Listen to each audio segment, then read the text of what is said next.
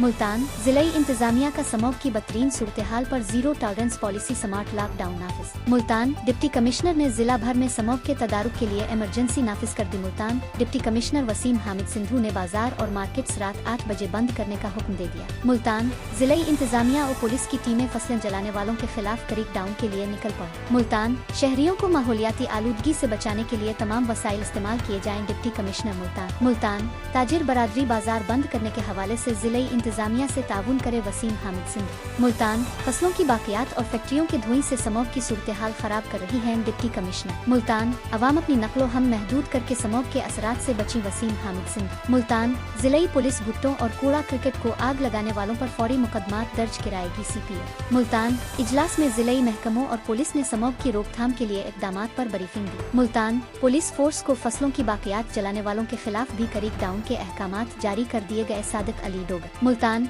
Deputy commissioner और CPO ने शहरियों में मास्क भी तकसीम किए।